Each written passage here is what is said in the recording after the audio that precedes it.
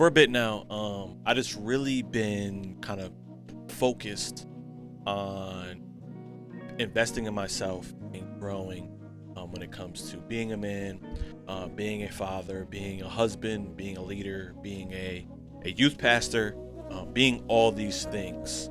And I think I've come to the conclusion that I think there are three important, must needed things that every man should have in their life, a part of their life. First thing that I think every man needs is a secret place.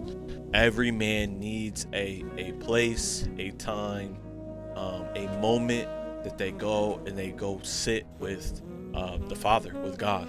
In Psalms 91 verse 1, it says, "Those who live in the shelter of the Most High will find rest," and it says, "in His shadow." And as men, you know, so many things can just be going on, right? Figuring out how to provide, right? Leading in multiple areas of your life, leading in your home, leading your spouse, leading your kids. You might be a boss at work, right? You might be a pastor or in full-time ministry, whatever it is. There can be so many things and we can have so many hats on in our life, that we need to have that time that we are able to go and we are able to take the posture of a son under our Father. Sometimes that might be hard for some men, right? This idea of rest, this idea of slowing down, this idea of sitting and listening can maybe sometimes be foreign to some men. But I think what is very important in every man's life is that we need to cultivate that, like what we would call the secret place, right? A time and a space where we can get away from everything. We can get away from the schedules, routines, the priorities, and we can take care of the most priority, which is just seeking the face of the Father. And right, like I said, then it allows you to take this posture as a son. What was big for me to start to realize is like, yes, I have a responsibility to provide for my family, but I'm lowercase p provider, right?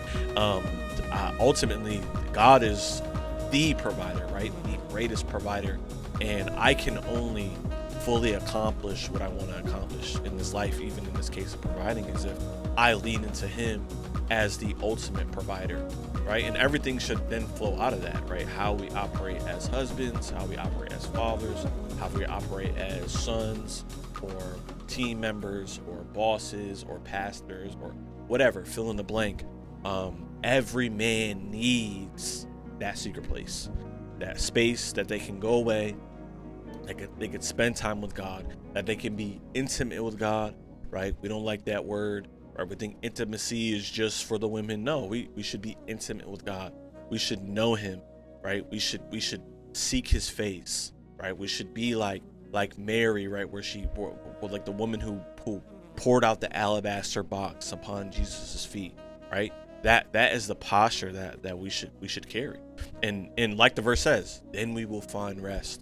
You know, there's so many men that just feel like the weight of the world is just falling upon them. And a lot of times it's because they haven't went and sought, the comforter.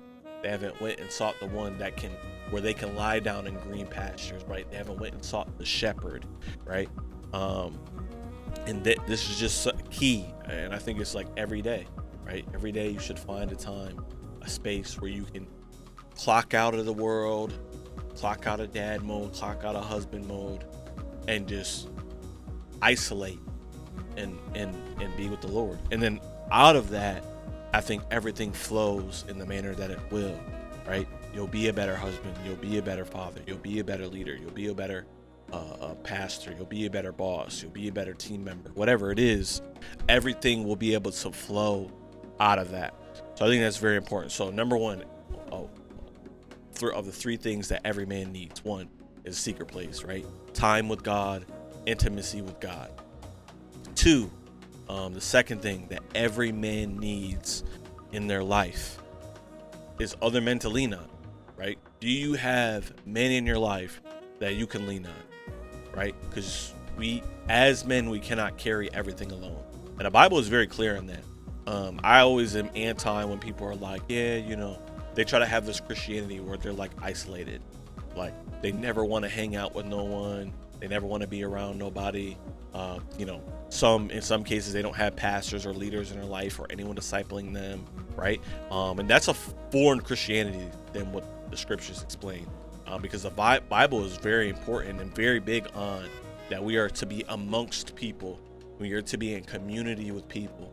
And it's the case with men, right? Who in your life can you lean on? In Ecclesiastes chapter 4, if you fall alone, there's no one there to pick you up, right? But if you fall and you have others around you, those other people can help you, right? They can pick you up. And in this life, right, we're gonna have times and moments where we fall. We're gonna have times and moments where we fall weak, right? We're gonna have times and moments when we're tempted. We're gonna have times and moments where things are not going the way that we want them to go.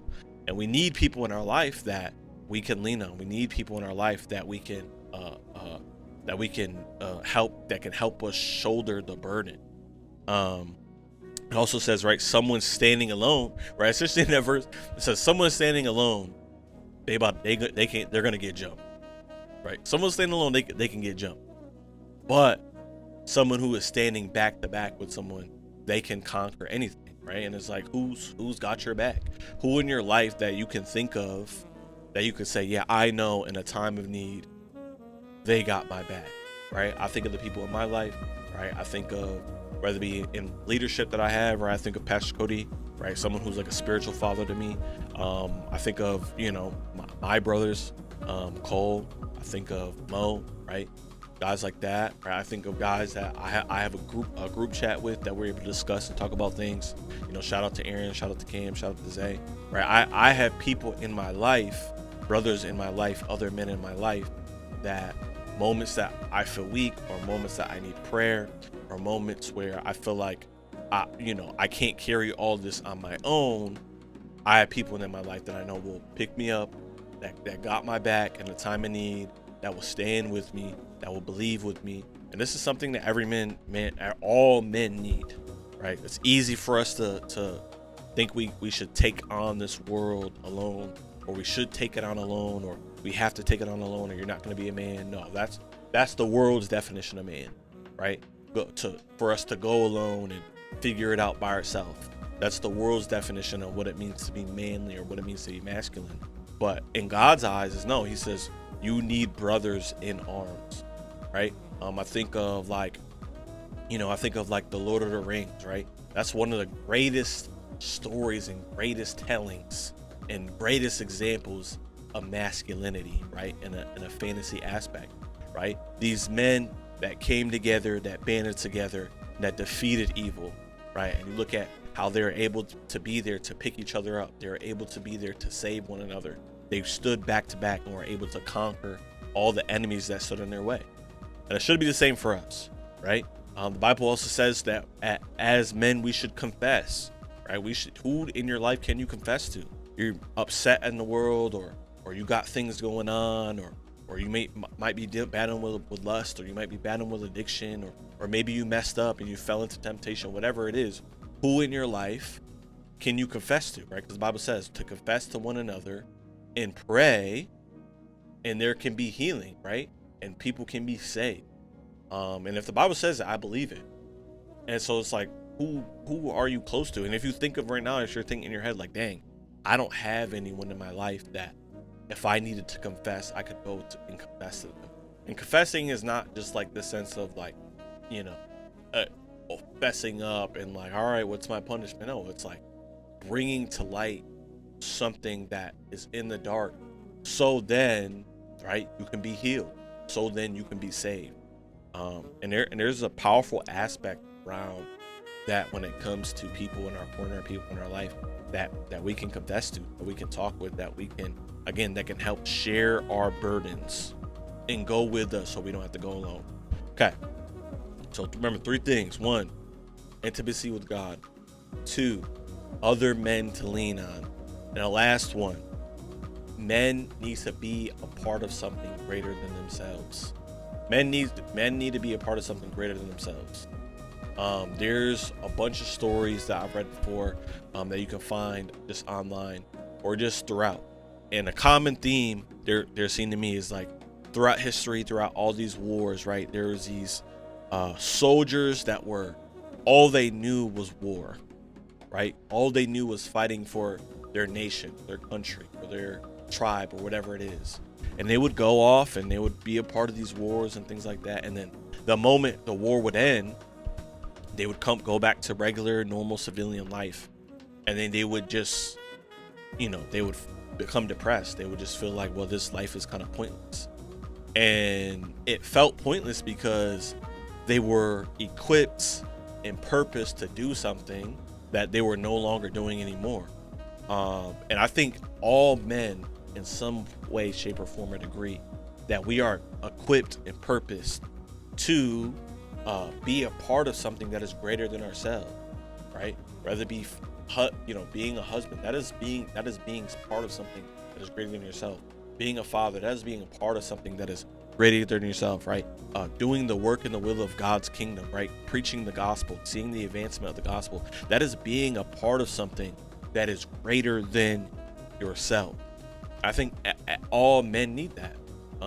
That's why, again, right? Why are men so drawn to, war movies? Why are men so drawn to action movies, to Lord of the Rings, right? Why are men so drawn to video games, right? Things like that.